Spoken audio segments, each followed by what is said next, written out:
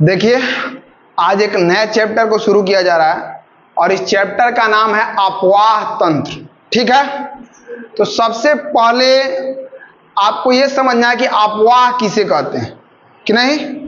तो नदी का जो नदी बहता है ना, तो नदी का एक वो निश्चित दिशा में, जैसे मान लीजिए कि नदी या तो इधर से इधर बह रहा है या इधर से इधर बह रहा है या इधर से इधर बह रहा है, मतलब पूरब से पश्चिम, उत्तर से दक्षिण, समझ रहे हैं बात।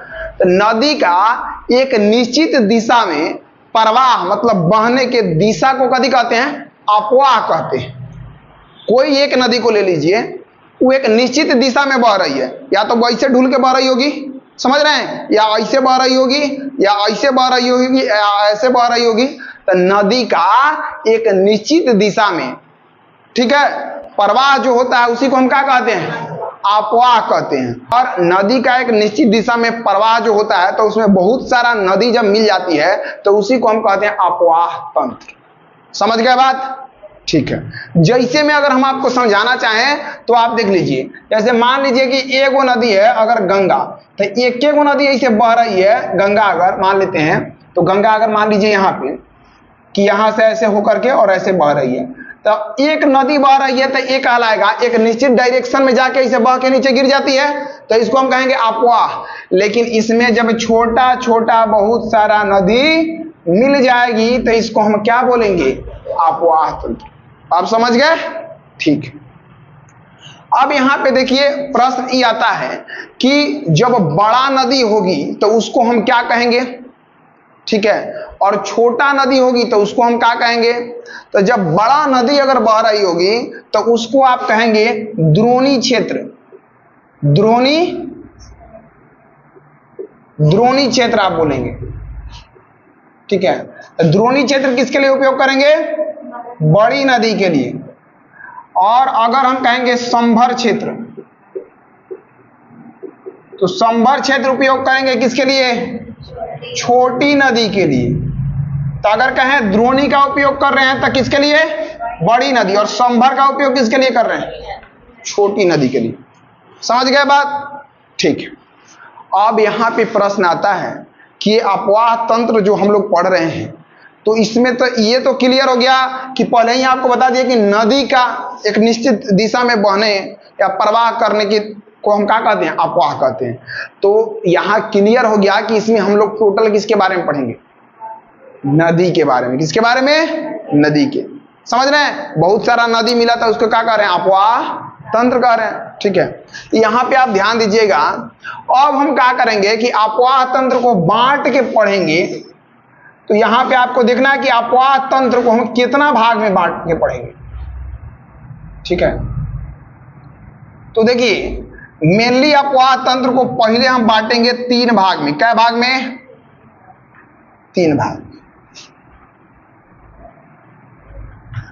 पहला जो भाग होगा ये होगा हिमालय तंत्र की नदियां।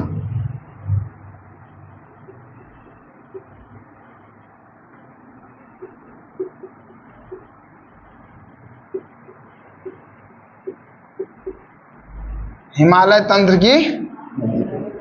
दूसरा जो भाग होगा प्रायद्वीपीय,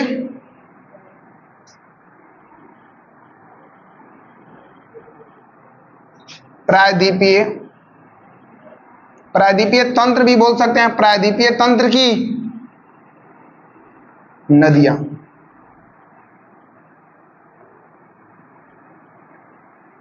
और तीसरा भाग जो होगा ये होगा अंतःस्थलीय नदियां, अंतःस्थलीय नदियां। अब देखिए नामवे से पता चल रहा है हिमालय तंत्र की नदी, तो आप पढ़े थे कि हिमालय कहने करी है भारत के मैप में, ऊपर है, उत्तर में है कि नहीं। तो हिमालय तंत्र का नदी कहां होगा, ऊपर में बह रहा होगा। प्रायद्वीपीय भारत की नदी, तो हम बताए थे कि प्रायद्वीप उसी को कहते हैं 3 तरफ से पानी और 1 तरफ से भूमि हो। ठीक है, तो इंडिया का जो आप मैप भी देख रहे थे, अगर नॉर्मल आप देखे ऐसे मैप इंडिया का, तो ये वाला भाग था 1, 2, 3 तरफ से पानी था, तो ये वाला प्रायद्वीपीय भारत। तो इसमें जो भी नदी हेन्नेकारी बहे या ऐसे बहे नदी, तो ये सब कहाँ का कहेगा नदी, प्रायद्वीपीय भारत का। उसी तरह से हम लोग ऐसे करके अगर इसको पढ़ रहे हैं तो ये ऊपर वाला एरिया में जितना भी नदी बह रही होगी ये सब कदी का नदी कहलाएगी, हिमालय तंत्र की नदियां। समझ रहे हैं बात। और अंतःस्थलीय, तो अंतःस्थलीय बीच में बहने वाली नदी, कुछ नदी, ठीक है। तो अंतःस्थलीय में एक एक नदी है लूनी, जो बहती है, शुरू होती है और राजस्थान में से, और वहां पे क्या हो जाती है, आगे जाके ही गायब हो जाती है। मतलब ये कहीं जाके मिलवे नहीं करती है किसी नदी से। समझ रहे हैं बात। और न कहीं पानी में गिरती है, बीच में क्या हो जाती है, गायब। समझे। तो ये अंतःस्थलीय नदियां, तो 3 को आप पढ़ेंगे।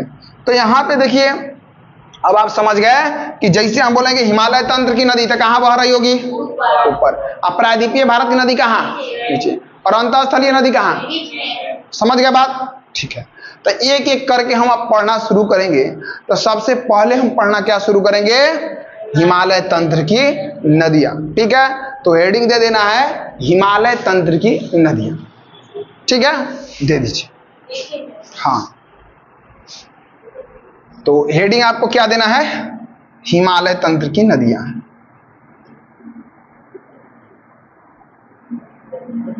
हिमालय तंत्र की नदियां। अब यहां पे ध्यान से आप देखिए, एक हम पहले मैप बनाते हैं, समझे। मैपवा से आपको ज्यादा क्लियर हो जाएगा, ठीक है। तो यहां पे देखिए, यहां पे हिमालय तंत्र की नदियां में सबसे पहले आपको इंडिया का ऊपर वाला भाग का मैप बना लेना होगा। समझे।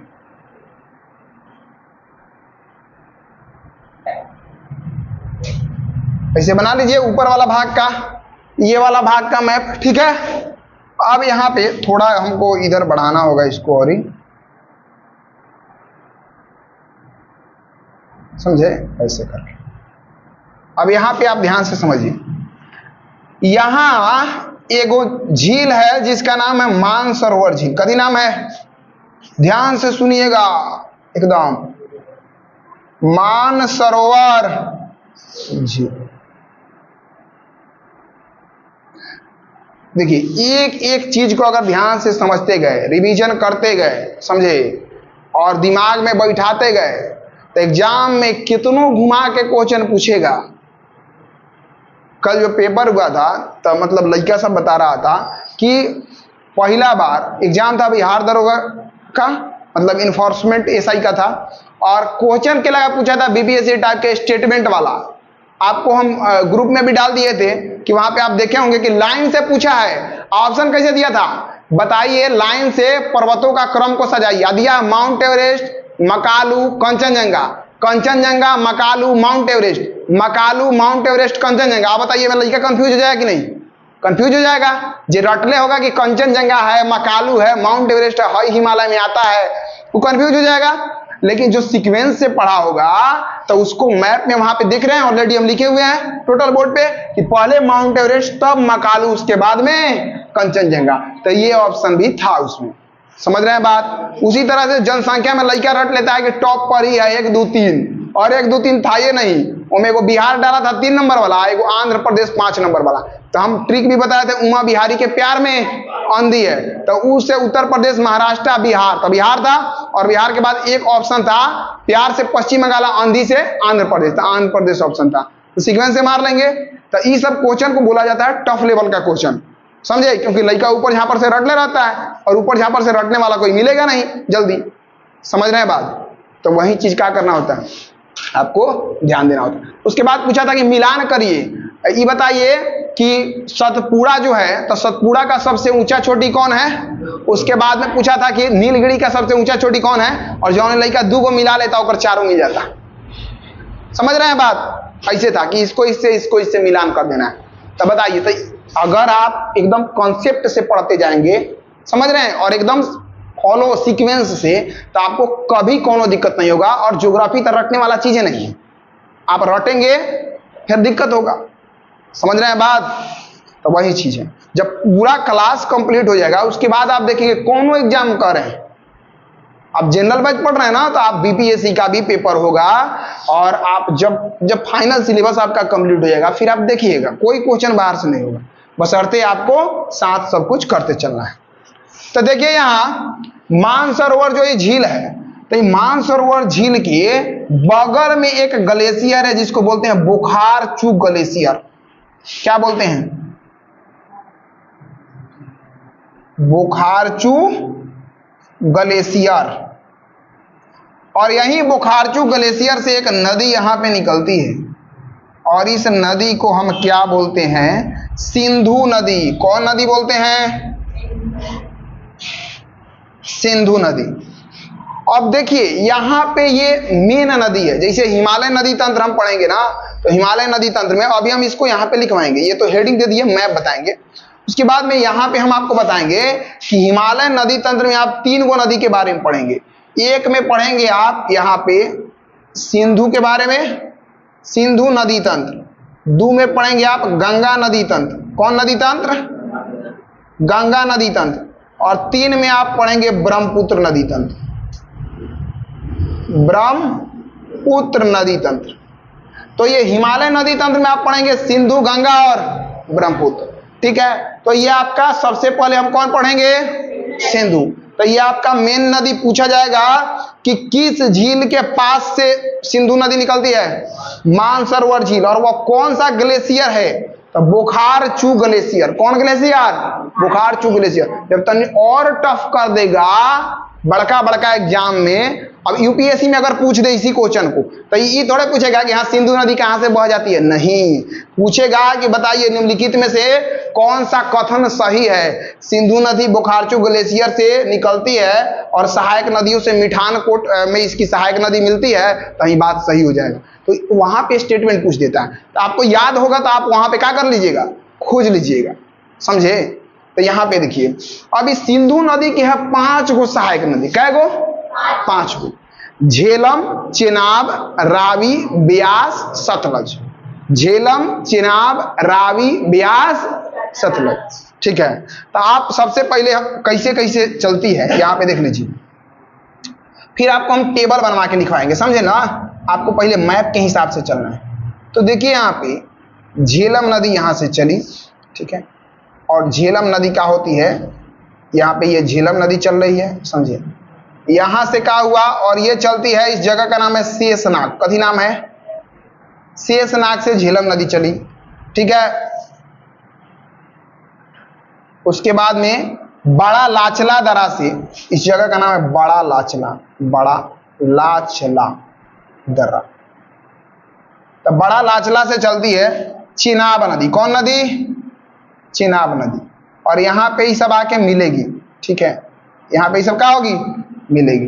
तो झेलम, चिनाब। उसके बाद में देखिए यहां से रोहतांग दर्रा से चलती है रावी नदी और ये आके इसी में मिलेगी। यहां पे रोहतांग दर्रा। कौन दर्रा है? रोहतांग दर्रा। और रोहतांग दर्रा से जो नदी चलती है इसका नाम कथी है? रावी नदी। और ये सब ऐसे आई और यहाँ पे ये नदी इसमें मिल गई, ठीक है, जा रही है। तो रोहतांग दर्रा से आपका रावी नदी। उसके बाद में देखिएगा यहां से ब्यास कुंड जगह का नाम है। क्या नाम है? ब्यास कुंड। तो यहां से चलती है ब्यास नदी और ये हल्का नीचे आती है। और यही मानसरोवर के पास में एक झील है जिसका नाम है राकसताल। कथी नाम है? राकसताल झील। कौन झील? राकसताल झील। और ये एकदम मानसरोवर के पास में है, ये भी एकदम मानसरोवर के पास में, ठीक है। और यहां से निकलती है आपका सतलज नदी और ब्यास इसी में मिल जाती है और ये सब आती है और इन्हें से आ रही है यहाँ पे चिनाब, यहाँ पे मिली और ये जाके ऐसे पाकिस्तान के एरिया में यहाँ जो जिस जगह पर मिलती है इसी जगह को हम कहते हैं मिठानकोट। कौन जगह? मिठानकोट। एक वो जगह का आप सुने होंगे जहां पे बराबर मतलब कि आतंकवादी हमला होता है, पठानकोट, ठीक है। तो पठानकोट अलग है, लेकिन अगर पूछेगा कि क्या सिंधु नदी की सारी सहायक नदियां सिंधु से किस जगह पर मिल जाती है? मिठानकोट में। कहां मिलती है? मिठानकोट। तो आप अब देखिए यहाँ पे, अब आपको यहाँ पे लिख दिया, सबको टेबल में भी आपको लिखवा देंगे, ठीक है। अभी समझा रहे थे जस्ट मैप से। तो आप हमको बताइए सबसे ऊपर से कौन नदी बहेगी? सिंधु। सिंधु के बाद में झेलम, झेलम के बाद चिनाब, चिनाब के बाद रावी, उसके बाद ब्यास, सबसे नीचे सतलज, ठीक है। झेलम नदी कहां से निकलेगी? कह रहा है हिवा तो कह रहा है सब बुखार चु बकल होल कहीं का। झेलम हई है, झेलम ई है, तो कहां से निकलेगी? शेषनाग।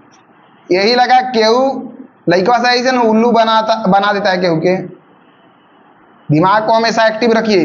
मान लीजिए कि हम पूछेंगे कि सतलज नदी कहां से निकलेगी, हाथ है ना दे देंगे तो आप बोल दीजिएगा यहां से। चिनाब के बाद में रावी, उसके बाद में ब्यास, और ये बड़का कथी है? सतलज। ब्यास है, ठीक है। तोरा प्याज बुझा रहा है?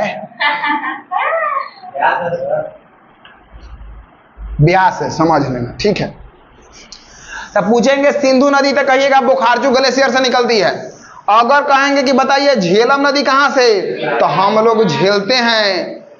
आदमी दुखे ना झेलता है, तो नगवा काट लेता है तो आदमी को झेलना नहीं पड़ता है। हाँ, तो कौन ना नाम में है झेलते हैं, तो जेकरा सांप काट लेता है ना बड़ा झेलना पड़ता है कि नहीं। डॉक्टर के पास ले जाओ, डॉक्टर रेफर कर दिया तो और ही दिक्कत हो जाता है कि ना। तो ध्यान रखिएगा, हम लोग झेलते हैं केकर काटल? शेषनाग के। केकर? शेषनाग के। तो ध्यान रखिएगा कि शेषनाग झील से कौन सा नदी निकलता है? झेलम, ठीक है। ओकरा बाद में देखिए बड़ा लाचला, बड़ा लाचला। तो यहाँ पे देखिए बड़ा मतलब बहुत, बड़ा मतलब बहुत, मतलब ज्यादा, समझे। और क्या होता है यहाँ पे चिनाब, तो ध्यान रखिएगा कि बहुत चिल्ला रहा है, तो बहुत चिल्ला रहा है, तो यहाँ पे बड़ा चिल्ला रहा है, तब बड़ा से बड़ा लाचला, ठीक है। और चिल्ला रहा है मतलब कौन नदी? चिनाब नदी। तो ध्यान रखिएगा पहले का कथी बताए हैं? तो झेल रहे हैं कथी के काटल? शेषनाग के, ठीक है। तो शेषनाग से कौन नदी? झेलम नदी। ओकरा बाद में बड़ा क्या कर रहा है? चिल्ला रहा है, तो बड़ा लाचला से कौन नदी? चिनाब नदी। ओकरा बाद में ध्यान रखिएगा रोहतांग, तो नामे से र से रोहतांग, र से रावी, व से ब्यास कुंड, ब से ब्यास नदी। इसमें कोनो दिक्कत ना होगा ये दोनों में, ठीक है। और राकस, राकस, तो यहाँ पे इसको ध्यान रख लेना है। राकस से ऐसे ध्यान रख लीजिएगा राक्षस, समझे। हाँ, तो यहाँ अच्छा है, ऐसे नॉर्मल ध्यान रख लीजिएगा कि राकस ताल से कौन सा नदी निकलता है? सतलज नदी, ठीक है। तो ऐसे ध्यान रख लीजिए। अच्छा, ब्यास नदी किस में आके मिलता है? सतलज में। ध्यान रखिएगा ब्यास किस में आके मिलेगा? सतलज में। और इस सब आके कौना जगह पर? सिंधु से मिल जाएगा, पठानकोट, ठीक है। हाँ, तो इसको आप नोट कर लिए होंगे, ठीक है। तो अब हम क्या करते हैं कि आगे बताते हैं। हम लोग क्या पढ़ रहे थे? हिमालय नदी तंत्र, यही ना? इन्हें कर लिखे थे हिमालय नदी तंत्र, ठीक है। इसको हम बांट के क्या भाग में पढ़ेंगे?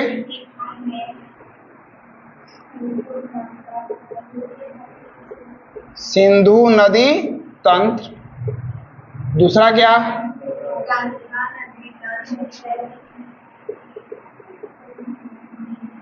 गंगा नदी तंत्र, और तीसरा क्या पढ़ेंगे?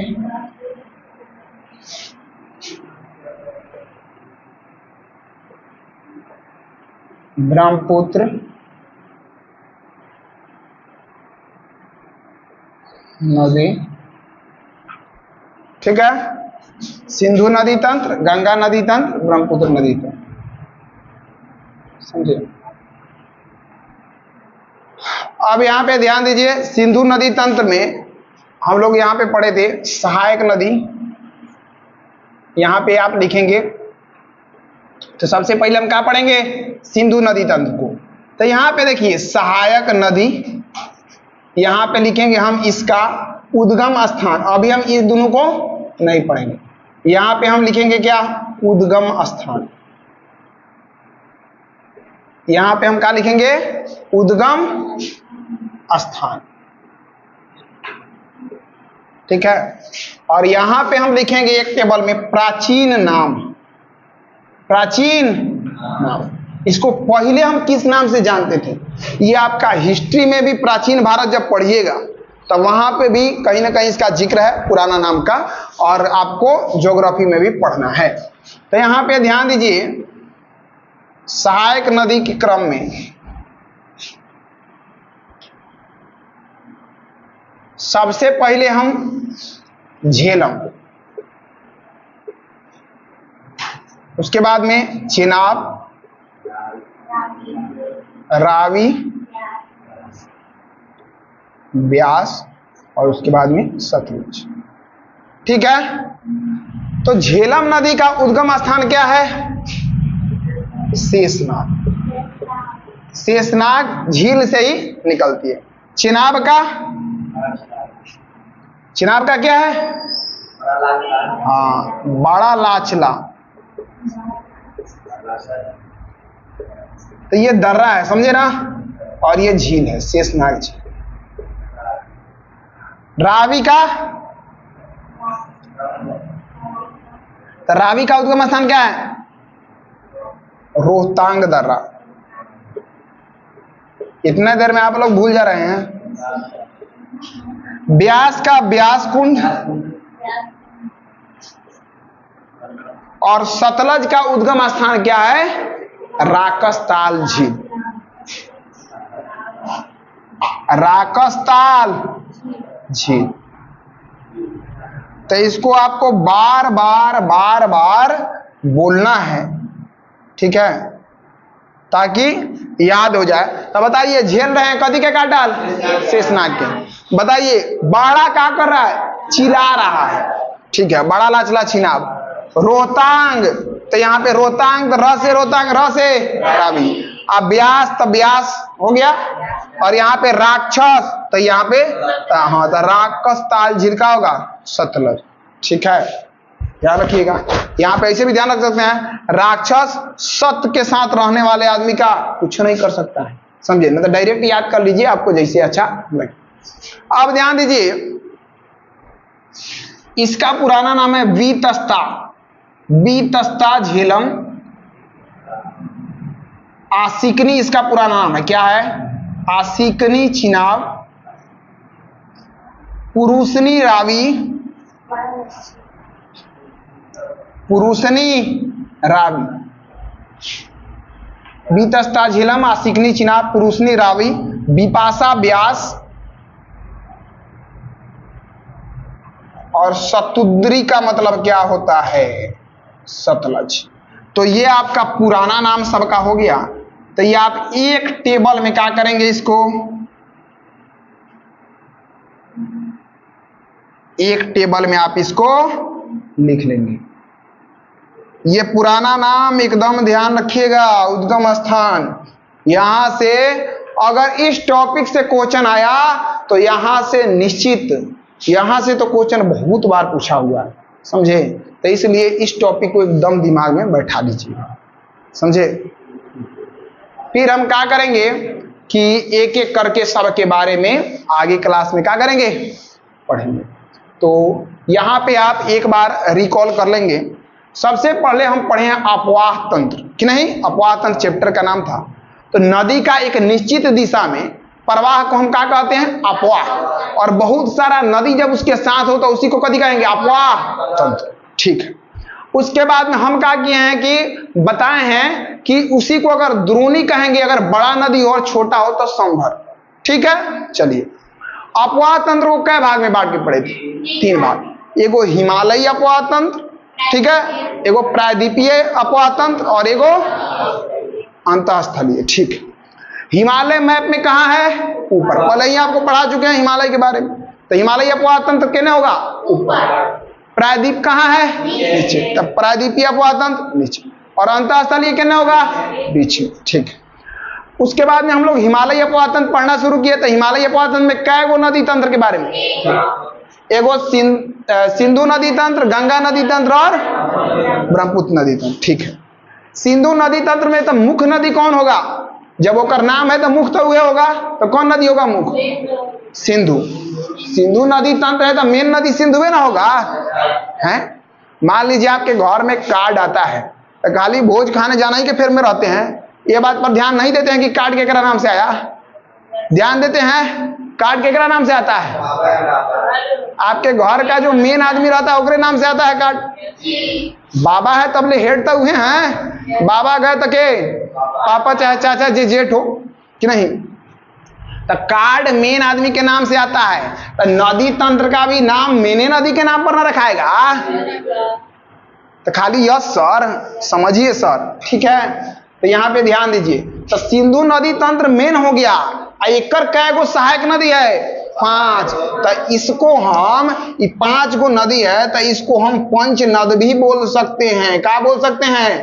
पंचनद, ठीक है। और हई 6 को लेकर के याद करिए पीछे, समझे। खाली अलग अलग चीज को याद नहीं करना है, पढ़ाइयों को याद करना है। याद आप पीछे करिए, जब आपको हम पढ़ा रहे थे, बताए थे दोआब दो नदी के बीच का जो भी भाग होता है उसको कथी कहते हैं? दोआब कहते हैं। उसी में बताए थे पंजाब के बारे में बताए थे, और वहां पे हम बताए थे आपको कि सिंधु, झेलम, चेनाब, रावी, ब्यास, सतलज और सब इसके बीच में एगो दोआब 2, 3, 4 और 5 बताए हुए थे। ट्रिक बताए थे, बेस्ट बॉडी रचना जांच ला सीधा। तो पीछे रिवीजन नहीं करते हैं आप लोग, समझे। रिवीजन करिए, क्योंकि प्रैक्टिस ही सफलता का क्या है? कुंजी है, ठीक है।